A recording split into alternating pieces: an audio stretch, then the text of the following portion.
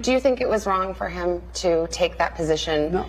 Knowing that it was really because that company wanted access to you? Well, that's not true. You're saying things you do not know what you're talking about. No one said that. Who said that? Ain't nothing changed, nothing new here to see. This ain't nothing but some political maneuvering. America. Welcome to the eulogy, eat it up. It's called political buffoonery. Hello and welcome to this episode of This Week in DUMBmocracy, the show that brings to you the dumbest newsmakers of the week, and boy, do we have a doozy for you guys, and it's only the beginning of the week.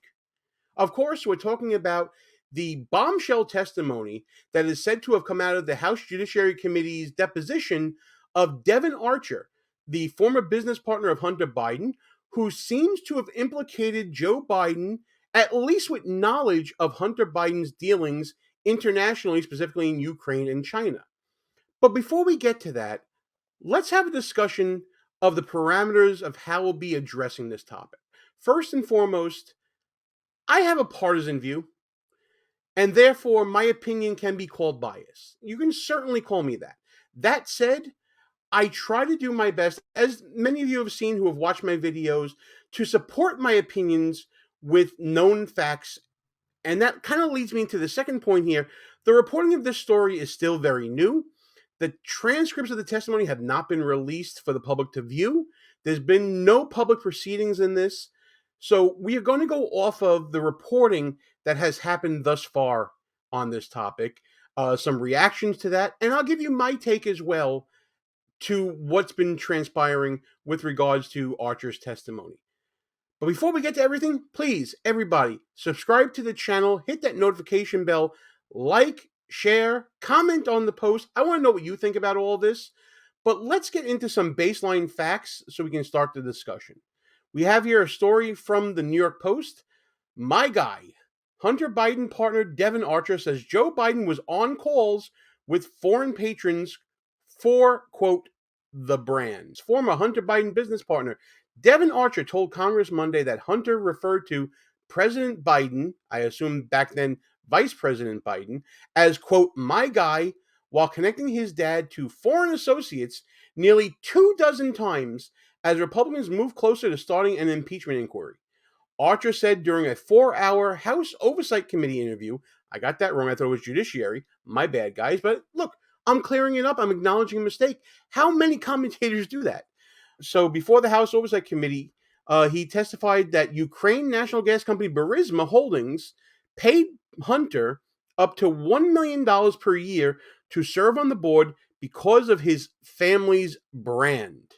Archer met with then Vice President Biden in April 2014 within days of joining Burisma's board alongside Hunter and told lawmakers that, quote, Burisma would have gone out of business if the brand had not been attached to it, according to a readout from panel Republicans. Now, again, this is coming secondhand from people who were in the room where it happened, right? So take it for what it's worth. These are Republicans saying what happened here, and we're going to get to a Democrat position as well. Quote, Archer talked about the big guy. We've now seen that phrase multiple times. And how Hunter Biden always said, quote, we need to talk to my guy. We need to see when my guy is going to be here. And those types of things, said Representative Andy Biggs of Arizona, who sat in on the deposition.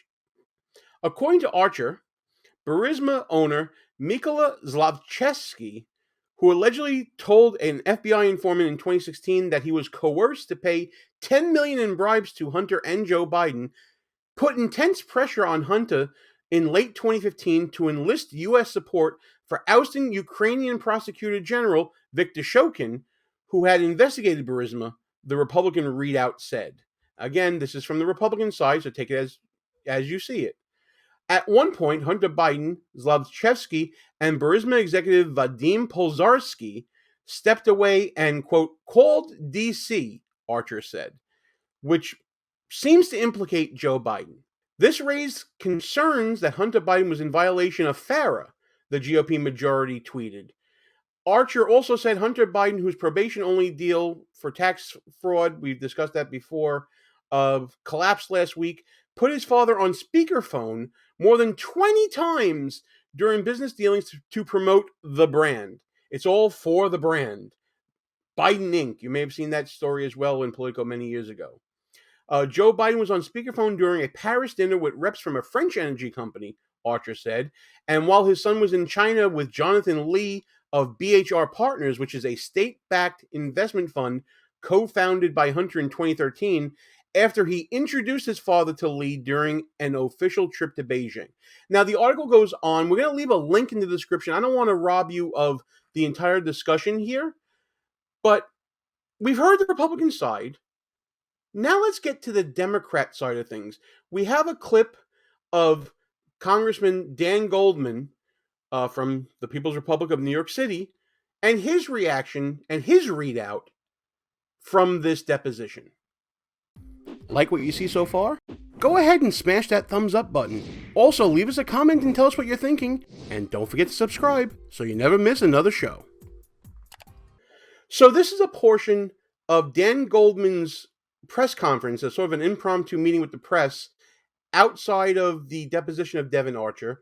I'm not going to play the whole thing again. I'm going to leave a link in the description for the full clip. I don't want to rob Newsmax, who I actually read a column for. I don't want to rob them of the full benefit of viewing the clip, but let's get a flavor for what Dan Goldman is doing here. There's no connection in any bank records, in any recollection, in any testimony between President Biden and his son Hunter's business dealings that, like many people, Hunter spoke with his father every day and would often occasionally would put his father on to say hello to whomever he happened to be caught at dinner with. And Mr. Archer clarified that was sometimes people that they were having, they were trying to do business with, and it was sometimes friends or other social engagements. Happy to take a couple questions. Congressman Goldman, yes. So there are Republican allegations that the Bidens received money through shell companies. Did Archer talk about those? Did he verify those allegations? There is no evidence that anyone other than Hunter Biden received any money in connection with the business transactions with Devon Archer. So to confirm, you're saying that the speakerphone conversations, they don't seem concerning to you because there was no specifics about business, and it just seemed like they were talking about... It was clear that it was part of the daily conversations that Hunter Biden had with his father, and it was, and sounded like most of the time, now President Biden didn't even know who the people he was at dinner. He was just asked to say hello. And he would, talk about the way he described it several times. They asked over and over and over. He described what the weather was, what's going on your end.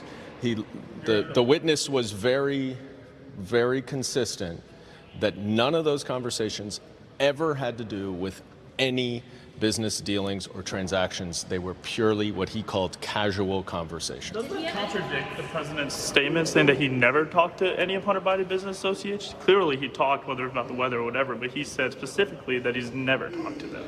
Doesn't this contradict them? I don't know what his comment is, and if we're gonna, I don't think that's what he said. He never said that he has never spoken to anyone.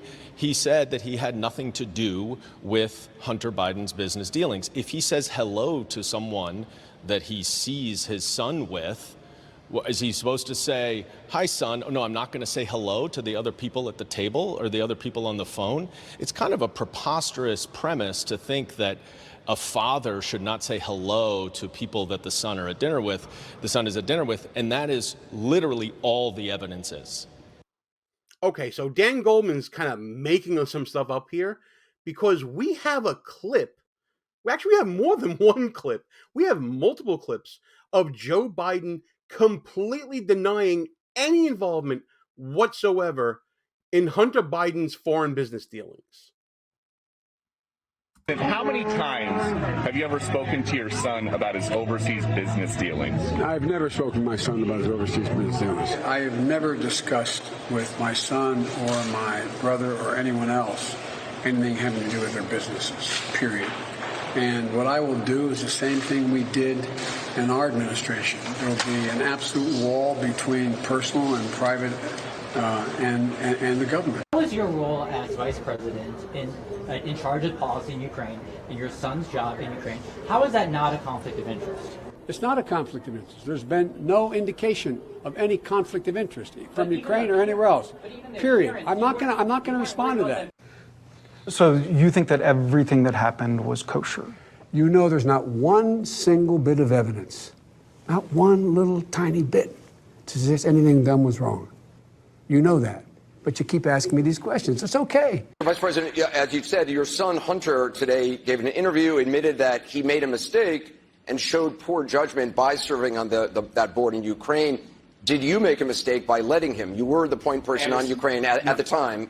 If you can answer. Look, my son's statement speaks for itself. I did my job. I never discussed a single thing with my son about anything having to do with Ukraine. No one has indicated I have. We've always kept everything separate. Do you think it was wrong for him to take that position? No. Knowing that it was really because that company wanted access to you? Well, that's not true. You're saying things you do not know what you're talking about. No one said that. Who said that? The president's accusation against you stems from your son, Hunter Biden, working on the board of an energy company in Ukraine while you were vice president. Do you agree that that could at least create the appearance of a conflict? Look, what I agree is with that there's not a single solitary thing anyone said that was done wrong. I don't discuss business with my son. I didn't know that was the case when in fact I found out after the fact. And because I don't discuss things with my son or my family, because I don't want to have any knowledge of any, I don't want to be accused of, well, you talk with your son or you talk with your whomever. And so the fact is, though, everybody's looked at that. He did nothing wrong. Zero. Period. So I've been asked this question a million times. The answer is not going to change. The answer remains the same. The president was never in business with his son. I just don't have anything else to add. You've stated that the president stands by his comment from the 2020 campaign that he never once discussed his son's overseas business dealings with his son. And you stood at that podium and you reaffirmed that. Do you stand by your reaffirmation? What I will say is nothing has changed. Nothing has changed. And I will leave it there. Anything else, I will refer you to the White House counsel. That's a whole lot of denials right there. And it's proof positive that Dan Goldman did not know what he was talking about. So Dan Goldman is what we would call in my book, Schmucks, Crooks, Liars, and Scoundrels, a field guide to identifying political buffoons, available now at Amazon, on Barnes & Noble, and other online bookstores. He is an agenda gymnast. Buffoonicus contortus is the funny name that we gave it. I'm just going to read you a quick little passage from the book so you can get a flavor of why he is this agenda gymnast type buffoon. Agenda gymnasts typically see little to no value in the means and methods necessary to reach their intended goal.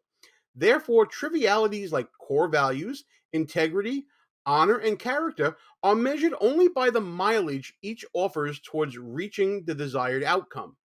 Agenda gymnasts mistake their personal malleability for pragmatism because, as buffoons of all stripes want to do, they overestimate their own ability and skill and underestimate their audience's tolerance for bull. The agenda gymnast works backwards than what most people will do. Most reasonable people will look at a circumstance and have the facts lead them to a reasonable conclusion. You start off with a hypothesis maybe, but you let your facts guide the way so that way you can always revise your hypothesis later on. But that's not what the agenda gymnast does. They have a goal in mind, and they don't care how they get to that goal and what sort of contortions and movements they have to do to get there. So as you saw with Dan Goldman in this impromptu press conference after the Archer deposition, Dan Goldman was trying his best to stick to his narrative that he's been sticking to the whole time, that there's no evidence of any connection between Joe Biden and Hunter Biden's foreign businesses. Except now there's testimony that there is. Goldman's predetermined goal is that Biden did nothing wrong. Therefore, he has to contort his way to staying there. If you notice, he was correcting himself and being very careful with his language when he was talking. He mentioned how Hunter would be with his father and talk with him often, and then he changed it to occasionally. He tried to make up on the spot what he believed that Joe Biden's denials were in trying to reframe the question that came from the reporter that had the temerity to ask him about Joe Biden's denials, which you now saw. They were complete denials. They were blanket denials. Dan Goldman tried to contort his way out of a full blanket denial to give Joe Biden some wiggle room to encompass discussions about friendly interactions with these people that he was dealing with in his foreign businesses. That's how you know you're dealing with a buffoon here, people. They're trying to spin their way out of a situation that they know can be bad.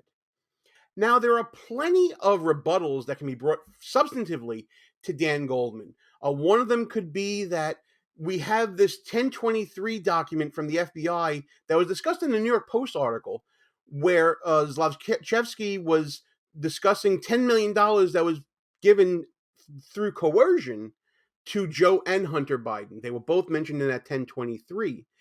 But also, based upon the deposition testimony that's being reported right now, you can certainly make inferences that there is enough information here for a bribery investigation to commence, whether by the House, by DOJ, or any other investigatory body.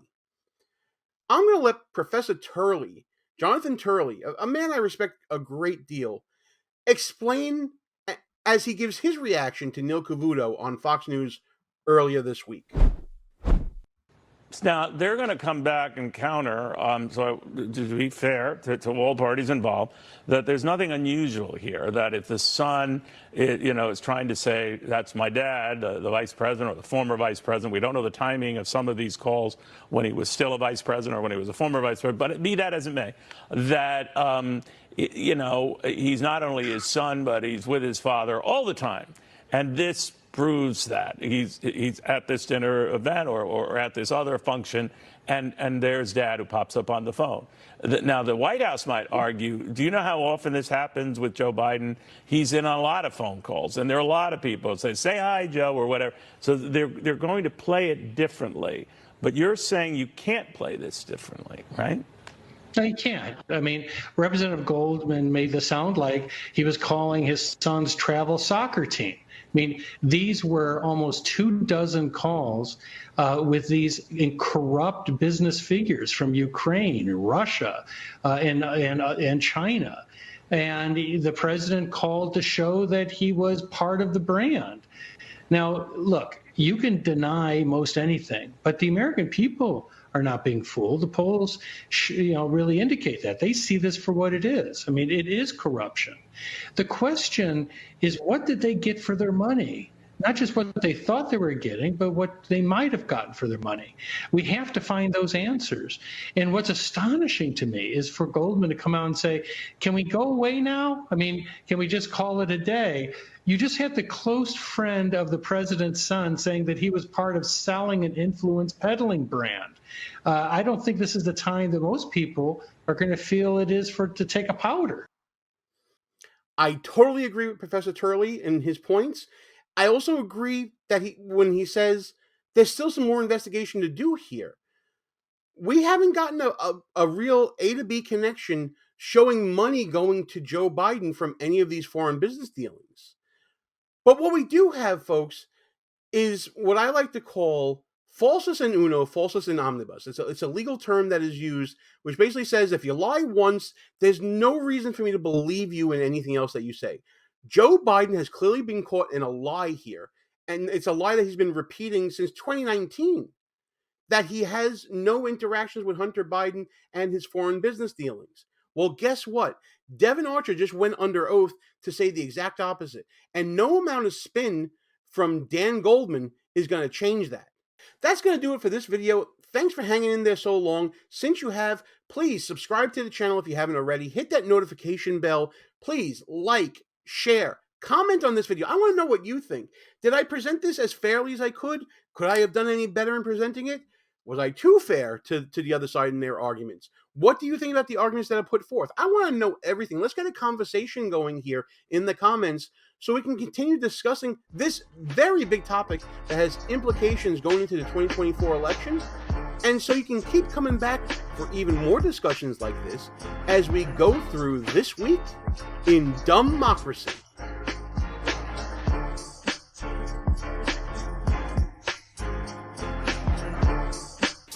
All views and opinions expressed here are not necessarily of the mainstream media and may offend some listeners. It's called political buffoonery.